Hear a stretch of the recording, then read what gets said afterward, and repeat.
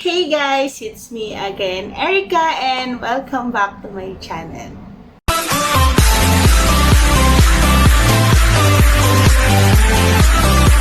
Palit ako ng mic kasi actually nakapag-film na ako, pero it turned out na hindi kinagat. Ito kasi talaga yung mic ko. However kasi, naglolo ko na kasi siya. So, ewan ko yung kung dahil ba sa connector or what. So, nung tapos na talaga, as in outro na lang ang gagawin ko. Guys, walang boses lahat ng clips. Nabaliw ako. Talaga na-stress ako. Sabi ko, gusto ko pa naman nang bumaba kasi para makapag-breakfast na yung batang ko. Tatakal natin for this vlog, which is, nakita nyo siya sa latest vlog ko. So, kung di nyo pa napapanood, panoorin nyo na kung paano kami mag-work from setup ng mga bankero. But anyways, may tinuro ako doon na dinala ko pababa. Kasi I do have bukod pa sa office bag ko, I do have my work from home bag. So, eto na siya, ang bigat niya. Taran! So, what's inside my bag tayo, the work from home edition. Okay, this is the new normal. So, pag nasa bahay ako, ito ang aking bag. So, ano nga ba laman ng bag na to? Let's find out. Okay guys, let's start. Mabilisan lang kasi sayang yung oras. Nang hinayang ako dun sa mga clips eh. Anyways, this is the first one. So, sa latest vlog ko, inintroduce ko kung anong laman ng malaking notebook na to. Itong columnar na notebook na to. Okay. Ang laman lang naman nito is yung everyday reportings namin. Hourly reportings. Actually, everyday may date. Tapos, hourly per hour. So, nasulat naman yung oras para sa ganung oras yon. And then, nakasulat din dun yung referrer and then yung product na in-introduce more, in-offer mo as a solution. Okay, guys. Etong mga nakasingit na to, ito naman yung mga list ng clients or yung mga for call-outs namin. So, ito yung mga tinatawagan namin. And minsan, naglalagay din kami status and hina-highlight ko yung orange, yung mga interested or medyo undecided pa. Yung green, not interested, mga ganon. Dito naman nakasulat yung names, contact numbers, and then yung status nung napag-usapan namin or yung status nung call-outs ko sa kanila, kung cannot be reached ba or kung nakapag-usap naman kami, ano ba yung napag-usapan namin. So, eto, mas detailed to. So, dinadala ko rin to, dinadala ko rin to sa office. Dito rin minsan ko sinusulat as my journal sa office. Dito ko sinusulat, kunyari may nakausap akong client, tas may binilin sa akin. Yung binili niya, hindi para sa akin, para pala sa kasama ko or what. Sinusulat ko na din dito para at least ma-remember ko kasi lagi ko naman itong dinadala. So, mas detailed to than dun sa malaki. For the office din, ito talaga sa office to, pero ito kasi, since work from home, dinadala ko na rin to pa uwi. Bakit? Kasi, etong notebook na to, nandito yung mga contact numbers ng ibang branches, yung mga product partners namin. Ito, dito nakasulat. So, just in case, syempre, nasa bahay kami, we do not have any access sa mga systems. We don't have computers na pwedeng makita yung mga contact numbers nila. So, dito, talaga nagsusulat kami. Actually, parang majority naman of them, we do have notebooks for the contact numbers ng mga bank products, product partners namin, or yung ibang client nandito din. So, ayun, at least, diba? Just in case na we do have any questions na may mga questions yung mga clients na hindi namin masagot regarding to that product, at least may mga numbers yung product partners namin, sila tatawagan namin para i-clarify or i-confirm yung dapat naming isagot doon sa client. So, hindi porket kasi taga-bangko kami, lahat alam naman namin. So, we introduce some products actually, then yung mga deeper explanations na hindi namin maibigay or maitackle sa client, kailangan namin ng call a friend from our product partner. So, ito yung sagot doon. Journals pa, 2 notebooks here. Ito yung from Starbucks na na-collect ko last year. So, ito, dito ko tinatakal yung pang everyday ko, everyday work ko. So, ito kasi daily talaga, as in. Then, meron lang blank notes sa left side nun. So, dun ko sinusulat yung summarize nung week na yon. And this one naman, since I do have my own business, dito ko sinusulat yung mga costing, yung mga ingredients nung certain products ko, kung ano bang sukat nila, or what, pati yung mga price list na din. So, eto guys, nga pala, I will link down below yung aking FB page at saka yung aking IG account. Baka, ayun, may cravings kayo na sweets. Actually, not too sweets naman yung mga desserts ko kasi I'm not into sweets din, honestly. And then, if you are into tea, mga cold infused tea, loose teas, ayun. So, kindly follow them. Follow my Instagram account na rin, business Instagram account, para at least baka yung cravings mo masatisfy ko. So, thank you. Then, eto naman yung weekly end ko. So, nung August lang ako nag-start dito. And this one serves my business weekly task, weekly schedule to. So, nag-start ako no August 17, so nilalagay ko dyan. So, kunyari, ano ba ngayon? It's September 6 na, ano ba itatakal ko? So, kailangan kong gumawa. Pero, sa sobrang busy ko, ayan, wala akong naisulat. Monday, Tuesday lang yung naisulat ko. So, merong kailangan kong gumawa ng 6 na truffles, then i-deliver ko sa Binild, ayan. So, ayun lang. Pero medyo, pagdating sa business, hindi ako naging busy ngayong week. So, baka gusto nyo ako maging busy, order na. Okay, next guys. Okay, eto.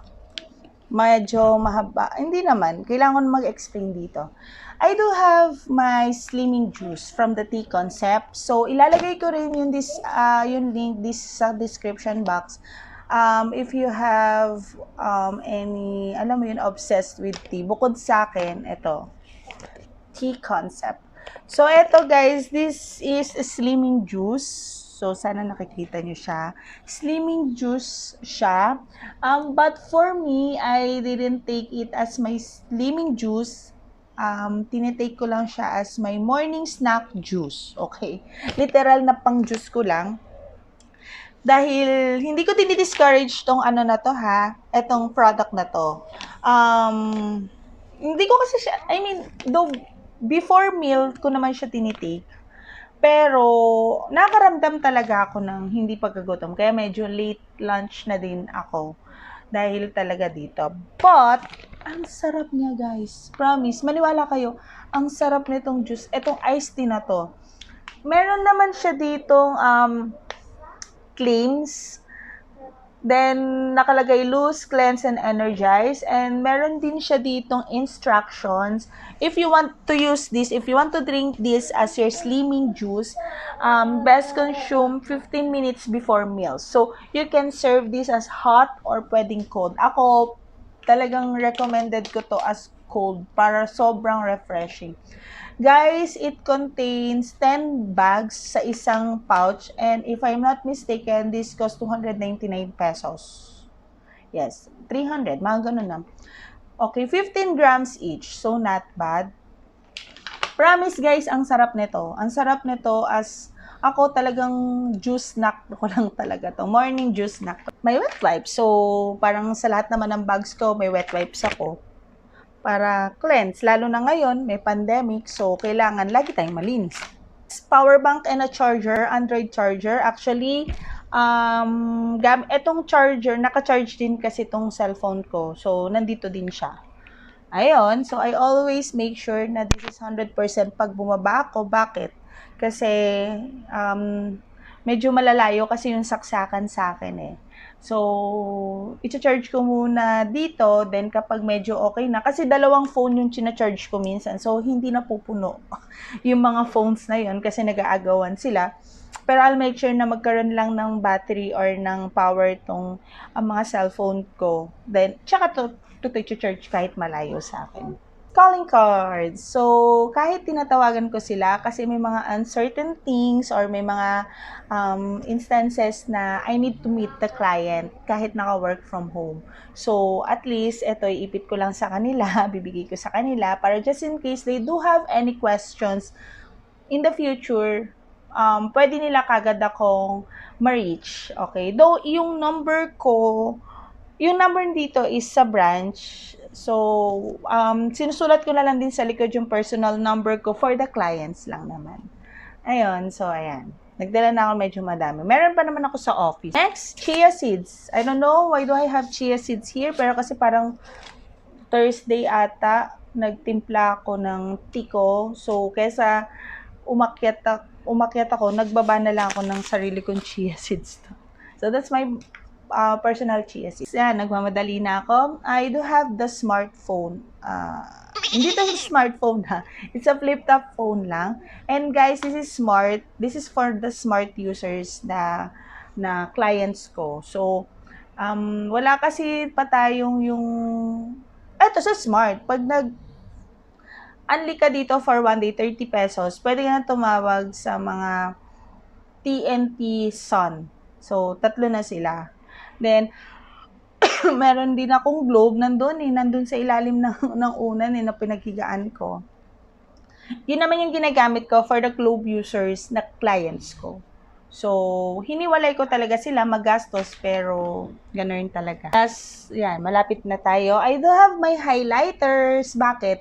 Kasi ito yung nagiging daan ko para malaman ko na, ito interested to, ito hindi, kasi ganito yung highlight. So, para madali din para sa akin, di ba? Para kapag may tinignan ng boss ko, ng officer ko, mas madali kong may explain, mas madali niya magigets. Last but not the least, I do have ball pens. Okay? Ayan. Hindi ko alam kung bakit laging madami akong ball pen sa bag. Meron pa doon. Pero, ewan ko, natutuwa ako magsulat-sulat pag ginanahan. Natutuwa kasi ako sa mga ball pens eh. So, ayan. Meron ako mga ball pens. So, ayun, wala na laman. Yun lang yung laman ng work from home bag ko. And, ayun. Okay guys, I don't know if until when yung ganito naming setup, pero they are hearsay na baka until December or baka until makapag-produce ng vaccine. So, we're praying for the whole world, especially for this country, kasi talagang sobrang, until now, nag-ano pa rin tayo sa pandemic nag-a-adjust pa rin tayo. Hindi pa tayo totally normal kasi nag-increase pa rin yung cases ng COVID dito sa bansa natin.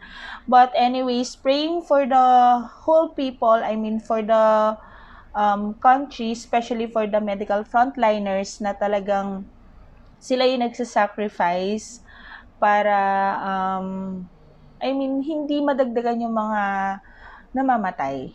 Diba? Kasi yun nakakalungkot habang dumadagdag yung mga COVID cases natin, diba? Na dumadagdag din, nadadagdagan din yung mga nawawala sa atin. So, syempre nakakalungkot para sa pamilya na unexpectedly mawawala ka.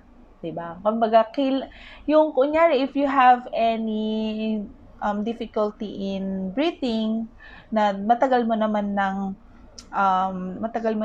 na-experience, or kunyari may hika ka, once na nagka-COVID ka, parang mas lumalala. Instead na pag walang COVID, kaya mo naman ma-cure yun Pero, at the end, namamatay due to COVID.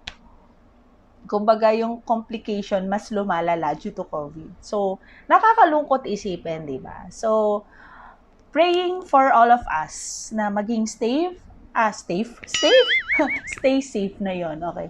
So, guys, stay safe, and this is the end of my video. Hindi niya na nakayanan, sumama na siya. Okay. This is the end of my video. If you do like this video, kindly click the thumbs up below, and please do share na rin to spread love. Hi! Sorry sinisipa niya yung pinagpapatungan ng camera. If you have any comments, suggestions, or recommendation regarding to this video or on my upcoming videos, kindly comment down below, guys. Feel free.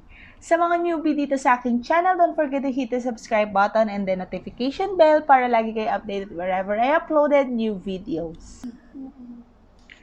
Guys, thank you so much for watching and hoping na magtuloy-tuloy na yung pakikipag-interact ko sa inyo through my vlogs and hoping for many subscribers pa.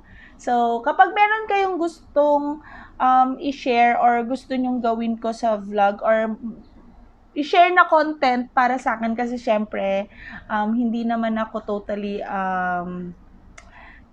active dito sa minsan nawawalan din ako ng content. Just tell me, okay? Just comment or pwede nyo akong i-message or what.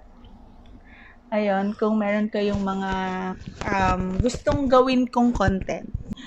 Thank you so much for watching and see you on my next videos. Erica Mariz, Signing up.